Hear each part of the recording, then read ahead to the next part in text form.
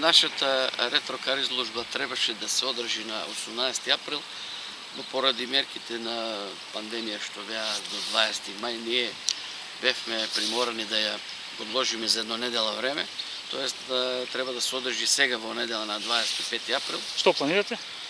Па ние планираме со членовите на клубот, ние веќе имавме состанок, се договоривме сите да се ангажираме околу изложбата која што е традиционална, веќе се одржува по пети пат во Делчево, да поставиме редарска служба, да ги запазиме мерките на предпазливост, да се има дистанца меѓу колите и да нема групирање на учесниците и на другите луѓе што ќе дојдат на изложба. Веќе имаме пријавени учесници од Велес, од Штип, Струмица, Кочани, од Виница, од повеќе градови од Македонија, а можно е да дојдат и едни колеги од Србија, пошто кај нас веќе нема тестови меѓу нас и Република Србија.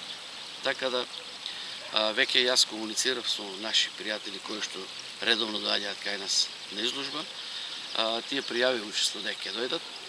Пандемијата малку ве спречи да комуницирате меѓу себе, да едни кон други да Па пандемијата не спречи да дојдат колегите од Грција и од Бугарија, кои што на последната изложба на вистина дојдоа со прекрасни автомобили, но поради тоа сега ќе биде во помал број сигурно. И како стоиш со твоите возила, колку имаш моментално? Па моите возила за сега се многу добри, еве сега пред 2 дена донесов уште една BMW E30. Другите се во возна состојба, има малци некои мали дефекти околу 2-3 коли, али мислам дека за 2-3 дена ќе ги пуштам во погон и нив и ќе учествуваат околу 10 на кијам сигурно. Од вкупно 17 мои што ги имам, 10 ќе учествуваат на изложбата. Имате и подарок една?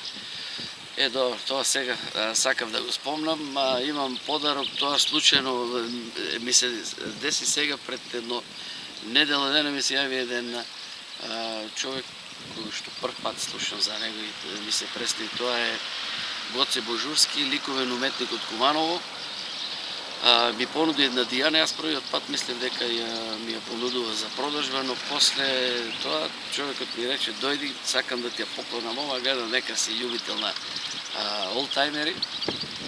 И на почетокот мислев дека е за фракација, но после 2 дена се слушнав со човекот и јас отидов и колата ја земав и ја донесов во Делчево и во добра состојба е.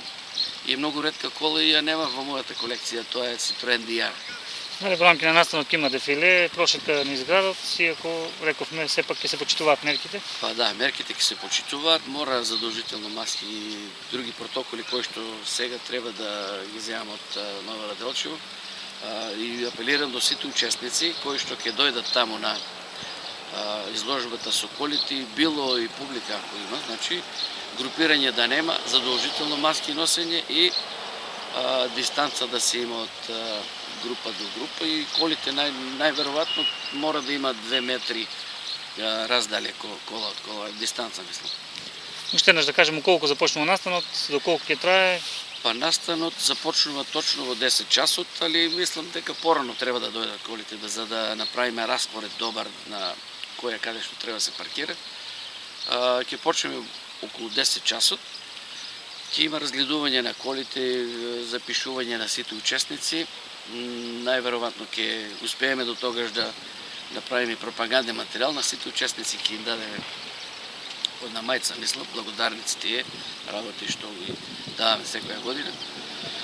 И после ќе има пехари, сигурно за категориите ќе ги одредиме дополнително јас со моите членови на клубот. Следни планови ако се подобри ситуацијата со пандемијата за крај? Па видите, следни планови сигурно ние ако дај Боже тоа помине оваа година, планираме да направиме уште една многу помасовна со, ако ги пуштат границите, значи со колегите од Албанија има најава, од Грција, Бугарија, од Србија да направиме една многу јака балканска средба овде во центарот на Делчево. Тоа беше така и планирано за оваа година. Веќе ние планиравме рок групи да дојдат овде и тоа да почне уште во сабота навечер со културно забавна програма и да продолжи другиот ден со изложбата, но сето тоа не може да се одржи поради пандемијата што моментално е зафати цел свет.